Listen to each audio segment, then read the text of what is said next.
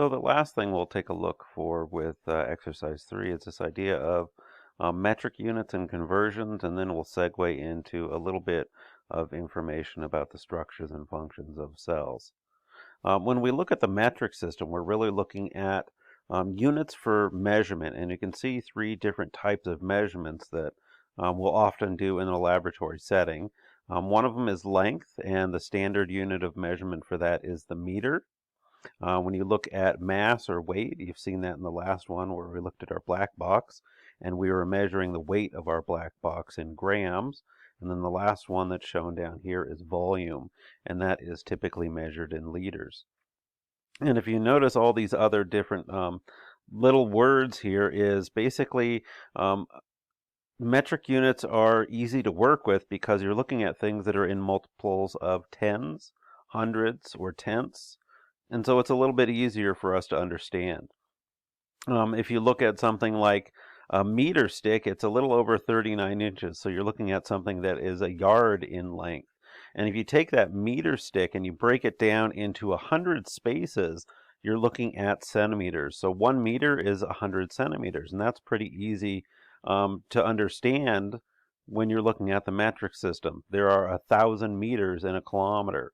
How many yards are there in a mile? And that's where we get into weird stuff when you look at the English system of measurement, where the metric system with this international standard units is a little bit easier to comprehend because you're looking at multiples of 10 rather than something like a fraction of an inch or something like that. To put it in perspective, a centimeter is about the width of your pinky finger. So hold that up to a meter stick and gives you some sort of idea of what you're looking at in terms of the sizes that are out there. And in that centimeter, we can convert this to another metric system measurement because within that centimeter, there are 10 millimeters. So again, if you think about it, a meter stick has 100 centimeters, which means it has 1,000 millimeters. And so here we can convert between centimeters and millimeters again by just moving our decimal point around to give us the correct size range there. And to sort of put things in perspective, this shows us some of the relative scales of biological specimens. And we can resolve objects down to about a 1 millimeter size range here. So again, that smallest line that you can see on your standard kind of ruler, those are millimeters, and we can resolve that. But when you get below that size range, that's where we have difficulty being able to pick out these objects as being separate because they look like they are merged together when you're viewing them. So at that point, we have to go and use a magnifying glass or a microscope to allow us to see things over here in this size range, which is the micrometer size range. And if we look at this sort of to put things in perspective, there is your centimeter, so there's your pinky, and when you're going down in these units here from large to smaller, you're going to be multiplying these numbers out when you're moving that decimal point. So if you think about this, again, to put it in perspective, when you go from centimeters to millimeters, you're multiplying by 10. When we go from millimeters to micrometers, this is even more. There are 1,000 micrometers in 1 millimeter. So just like there is 1,000 millimeters in a meter, there are 1,000 micrometers within that. So think about those smallest lines on our meter stick. There are 1,000 more lines between that, and now you're looking at the micrometer range. So one long meter stick is going to have 1,000 micrometers. So you're looking at 1,000,000 micrometers, or 1,000,000 lines can be drawn on that meter stick there. When we get down to the nanometer range, and again, 1,000 nanometers for 1 micrometer, now you're looking at the size of viruses and organelles inside your cells. And when you get down to angstrom, now you're actually looking at distances between atoms. If we go in the opposite direction here, and we're going from smaller to larger, now we divide by those factors of tens. So 1 nanometer is 1/1,000th of a micrometer. When we look at this thing, 1 micrometer is 1/1,000th of a millimeter. And when we look at this, 1 millimeter is 1/10th of a centimeter. And the lab manual has this figure to sort of put things in perspective again. Over here, we're going from larger to smaller units, so we multiply these guys. And over here, when you're going from the smaller units to larger units, you're going to be dividing these things out. And so if you look at sort of the math, say you took a root from a plant and you cut it off and you held it up to your ruler and you said, hey, this plant root is a 1/2 centimeter in diameter. Okay, how many millimeters is that? This is a conversion going from a 1/2 centimeter to millimeters right here. And if you take this again, think about what you're doing. You're going from larger to smaller. So we need to multiply these units right here to convert them to our millimeters.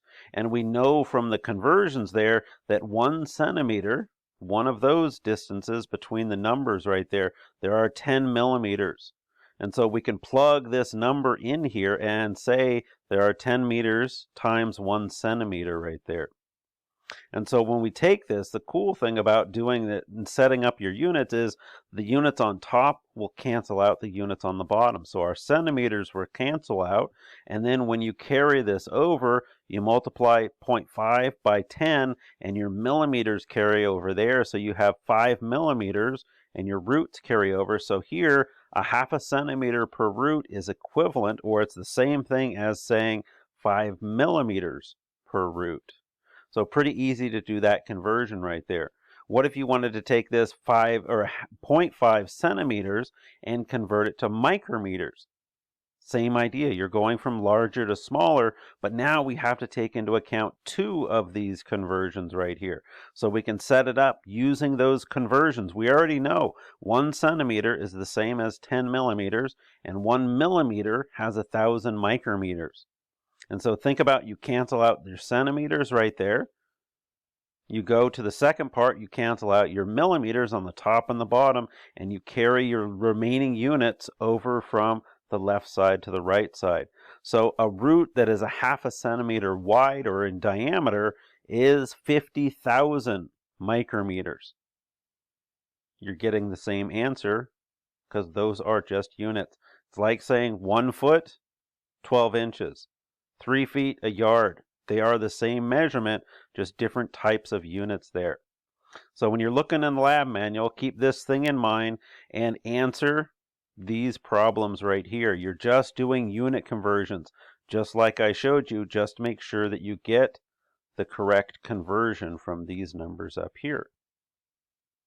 All right, there are some other questions that are associated with our microscope work, and I'm making some figures here to help you visualize these. And so there is question number 4. You measure the low power field of vision. So you're looking through the ocular, and say you put a ruler down on the stage and you're looking at the ruler and you measure what's actually visible, and you find that it's 2 millimeters in diameter for this field of view that you can see through that. And the question is, what's the diameter of the field of vision if you go from low power to high power? So if you think about this, you are doing 10 times more magnification. What's going to happen to what is visible through here? If it's 10 times more magnified, what is going to happen to the size of this thing on this side over here? And the other question that you have is question number 5. A typical cell is viewed through your oculars using your high power lenses there, and you find that this cell is about 1/3 the diameter of the field of view. So to put it in perspective, think about, you've got this one cell and it takes up 1/3 of that field of view right there. So then the question is, what is the size of that cell if this field of view is 600 micrometers in diameter? So we've got 2 facts that we can use right here to determine the size of the cell. 1/3 of that field is one cell, and that diameter of that field is 600 micrometers. Notice I'm setting up my units again.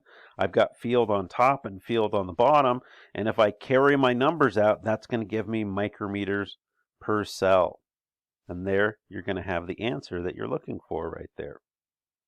The last thing that we're working on here is to look at some basic cell structures and functions. So you're going to be filling out this table in Canvas, and writing down a function for each of these things. So use your textbook, use other resources on the internet or other textbooks to fill in these parts of the function. And then on this side, I want you to put yes or no or something like that. Is this structure present in prokaryotic cells? And also, is this structure present in eukaryotic cells? But do distinguish, because some of these structures are found in both types and some are only found in one type of cell. So this is really to help you out with some of these vocabulary terms that are over here. And then the last thing is to look at some figures of cells. And this is one, it's a figure of a typical animal cell. And it's got various structures. And when I say various structures, we're talking about these things took scientists hundreds of, well, decades really, since probably like the 1850s when they started using microscopes more readily and staining stuff, and they identified these structures visually and then went in there to determine the function of these cells. And new ones are still being discovered today. There was just one I read about last semester about some new parts to cells that some scientists had identified by looking at them under the microscope, coming up with a hypothesis. This is what I think this part of the cell does, and then going in there and showing here is the function for this. The one thing I will point out about this thing is drawing a structure of the cytoskeleton in a figure like this is really hard. It doesn't do justice to the cytoskeleton because when you look at it in these figures, we've got three versions of the protein structures that make up the cytoskeleton. And if you look at your cell right here, these structures extend throughout it. The microtubule structures that are highlighted in green, these are like big, thick, think of them like columns almost that go throughout the cell that are going to help to anchor some organelles like your nucleus in blue right there. And this green extends throughout there. So these are thick fibers. And when you look at your actin filaments that are highlighted in red, these are thinner ones. And these allow things to be moved around a little bit easier. So think of them almost like ropes that are holding these structures and allowing them to be moved around. And they, you can see, extend all the way out to the cytoplasmic membrane or the cell membrane.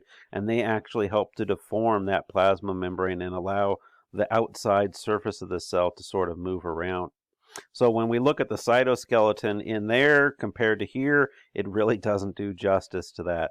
So just go through and take these numbers that I put on the figure and fill in the blanks on the Canvas assignment for our animal cell and also for your plant cell that you can see here. So typical kind of plant cell with various kinds of structures. It is also eukaryotic, but there are some distinct differences that can distinguish plant cells from something like animal cells or other kinds of eukaryotic cells. So do the similar kind of thing. You might have similar answers when you're looking at this one compared to your animal cell. And that should finish off your assignment for this exercise 3.